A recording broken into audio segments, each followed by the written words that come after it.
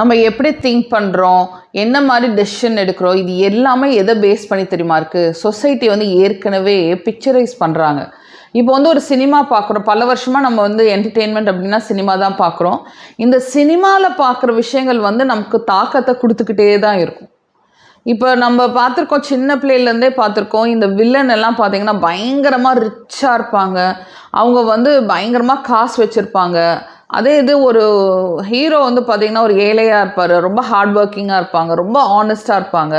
இதை வந்து நம்ம பார்த்து பார்த்து நமக்கு வந்து மைண்டில் வந்து என்ன வருது அப்படின்னா, பணக்காரவங்க எல்லாமே ஏதோ தப்பு பண்ணி தான் பணம் சம்பாரிச்சிருப்பாங்க, அவங்க ஏதாவது ஒரு பிரச்சனையில் இருப்பாங்க, அவங்க வந்து நல்லதாக அவங்க செஞ்சுருக்க மாட்டாங்கன்னு சொல்லிட்டு நம்ம நம்ப ஆரம்பிச்சிட்டோம்.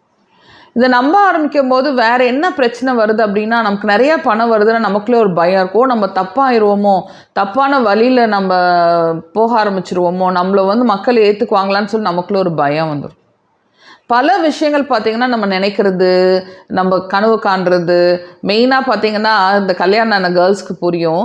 ப்ரெக்னெண்ட்டாக இருக்கும்போது நம்ம ரொம்ப குஷியாக இருப்போம். ஓகே, நமக்கு வந்து சினிமாவில் நடக்கிற மாதிரி தூக்கி வச்சு கொண்டாட போகிறாங்க, நம்மளை வந்து பயங்கரமாக செலிப்ரேட் பண்ணுவாங்க அப்படின்னு சொல்லிட்டு நம்ம வந்து நினைப்போம். ஸோ ஒரு ஃபஸ்ட்டு ப்ரெக்னென்சி கன்ஃபார்ம் ஆனோடனே நம்ம ரொம்ப கனவுல இருப்போம், பயங்கரமாக எதிர்பார்த்துட்டு இருப்போம். ஓகே, பார்த்துட்டு ஓகே கங்க்ராச்சுலேஷன்ஸ் அப்படின்னு அவ்வளோ மட்டும் சொல்லிவிட்டு எல்லாம் நார்மலாக இருப்பாங்க.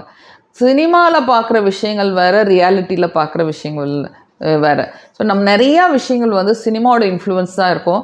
ஒன்று வந்து நான் என்ன சஜஸ்ட் பண்ணுறேன் அப்படின்னா, ஃபஸ்ட்டு நீங்கள் சினிமா பார்க்கணுன்னு முடிவு பண்ணிட்டீங்கன்னா, என்ன மாதிரி படம் பார்க்க போகிறோன்னு சொல்லிட்டு முடிவு எடுத்துகிட்டு தான் நம்ம வந்து ஃபஸ்ட்டு போய் பார்க்கணும்.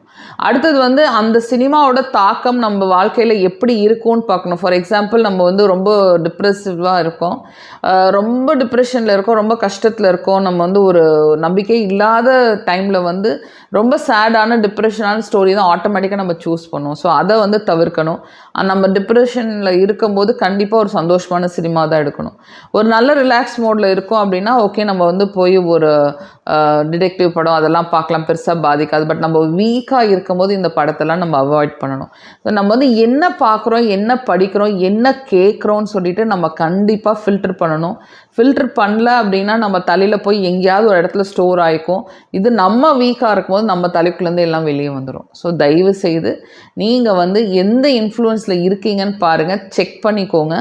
ஆல்ரெடி நீங்கள் அதெல்லாம் இன்ஃப்ளூயன்ஸ் ஆகிட்டீங்க அப்படின்னா இப்போயும் நீங்கள் வந்து உங்கள் மைண்டில் இருக்கிற விஷயத்தை இன்ஃப்ளூயன்ஸ் பண்ணி மாற்ற முடியாது எதுவுமே கிடையாது. நான் வந்து ஒரு சயின்ஸ் சம்மந்தப்பட்ட ஒரு பேப்பர் படிச்சிருந்தேன். அதில் என்ன சொல்கிறாங்கன்னா, ஈவன் 85 வயசானவங்களுக்கு கூட அவங்க பிரெயினில் இருக்கிற விஷயங்களை மாற்ற முடியுமா. நியூரான்ஸ் வந்து புது நியூரான்ஸ் வந்து பழைய விஷயங்களை மறந்துட்டு புது விஷயங்களை மட்டுமே ஞாபகப்படுத்துகிற கெப்பாசிட்டி நம்ம பிரெயினில் இருக்குது. ஸோ நம்ம பிரெயின் வந்து ரொம்ப ஸ்பெஷல். அது நம்ம எப்படி யூஸ் பண்ண போகிறோங்கிறது நம்ம கையில் தான் இருக்குது. ஸோ நீங்கள் என்ன பார்க்குறீங்க, என்ன கேட்குறீங்க, என்ன திங்க் பண்ணுறீங்கன்னு சொல்லிட்டு தயவுசெய்து ஃபில்டர் பண்ணி உங்களுக்கு யூஸ்ஃபுல்லாக இருக்கிற விஷயத்தையா பாருங்கள். உங்களுக்கு பின்னாடி பாதிக்காத விஷயமாகவும் பார்க்கணும். ஓகேயா?